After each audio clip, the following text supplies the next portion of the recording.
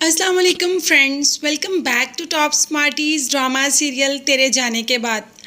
माँ फरी का पता करते करते उसके घर तक पहुंच ही गई और जब जाकर अपने पैसों और अपने जेवर की डिमांड की तो फरी ने तो और ही कहानी सुना दी। ये तो हम सब जानते हैं कि वो बहुत ज़्यादा तेज़ है, मगर पता नहीं क्यों अपने मामले में इतनी तेज़ नहीं निकली, इसीलिए तो समीर का चुनाव कर लिया।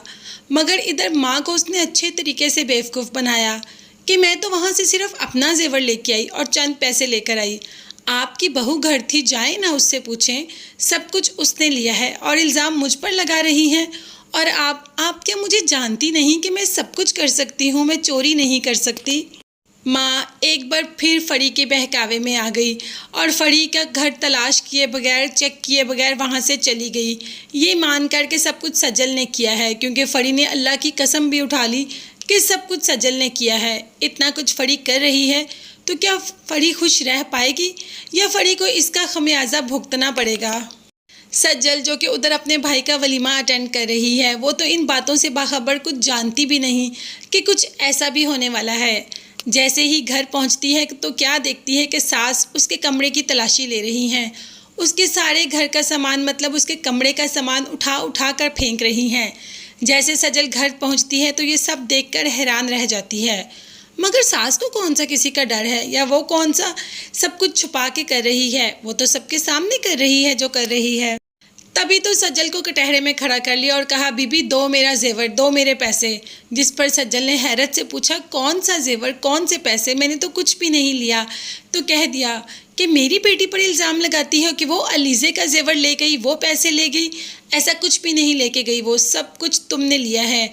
मेरी खुद आज फरी से बात हुई, गई थी मैं उसके घर। हाँ, अशर के पैसे ज़रूर उसने लिए हैं जो अशर ने उसके अकाउंट में ट्रांसफ़र किए, वो भी कुछ देर तक वापस कर देगी, उधार समझ कर रखे उसने। माँ बिल्कुल इस वक्त फरी की ज़ुबान बोल रही थी। सज्जल बेचारी माफ़िया मांग रही है कि आंटी मैंने ऐसा कुछ नहीं किया, खुदा का वास्ता है प्लीज़ ऐसा ना करें। मगर माँ एक ही बात पर अटल है कि अपने भाई और अपनी माँ को बुलाओ, मैं तुम्हें यहाँ से भेजती हूँ, मगर जाने से पहले मेरा जेवर और मेरे पैसे दे के जाओ। वहाँ पर भाई और माँ एक ही कॉल पर आ जाते हैं। जब ऐसी कॉल्स पहुँचती हैं तो कौन सी माँ और भाई घर में सुकून से बैठ जाते हैं।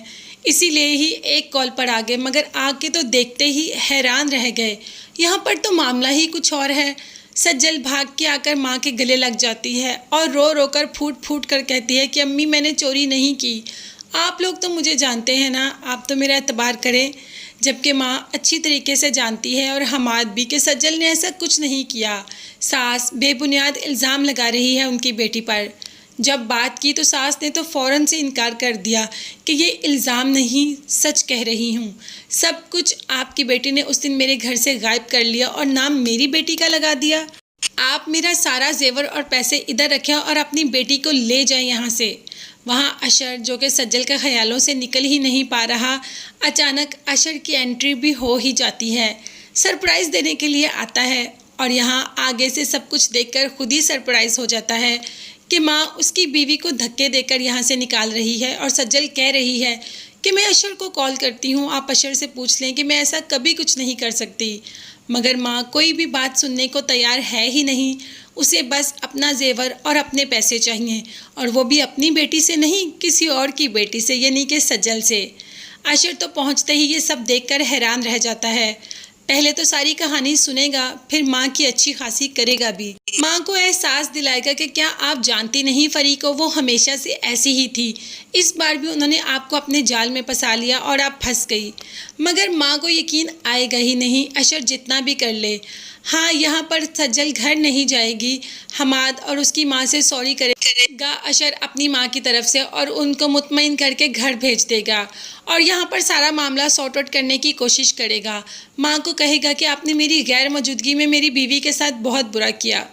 मगर माँ फिर भी किसी बात का एहसास नहीं करती कि बेटा मेरा इतनी मोहब्बत करता है बहू से और बहू भी मेरा इतना ख्याल रखती है। वो फिर भी नाराज़ ही होकर बैठी है। और यहाँ जिन्होंने इन सब की ज़िंदगियों में तारीकी की, उसकी खुद की ज़िंदगी में तारीकी हुई है। मीटर उतरा हुआ है क्योंकि बिल पे नहीं किया। और जब समीर को भेजा कि जाओ पता कर के आओ लाइट क्यों नहीं आ रही, मीटर कब तक लगेगा, तो समीर तो बाहर अपने दोस्तों के साथ एंजॉय कर रहा है। उसको फरी की कोई फिक्र है ही नहीं, उसे सिर्फ फरी के पैसों से मतलब था। वो उसे मिल गए ना, अब फरी जाए भाड़ में।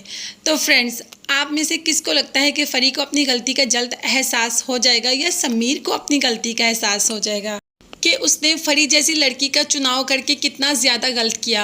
मगर ये सब देखने और जानने के लिए मेरे चैनल को ज़रूर सब्सक्राइब कीजिएगा। साथ ही साथ बेल आइकन का नोटिफिकेशन है उसको ज़रूर प्रेस कर दें ताकि मेरी हर नई आने वाली वीडियो आप तक बआसानी पहुंच सके। अपना बहुत ज़्यादा ख्याल रखिएगा और अपनी कीमती दुआ में मुझे भी याद रखिएगा। नेक्स्ट वीडियोज़ तक के लिए अल्लाह हाफिज़, bye bye and take care.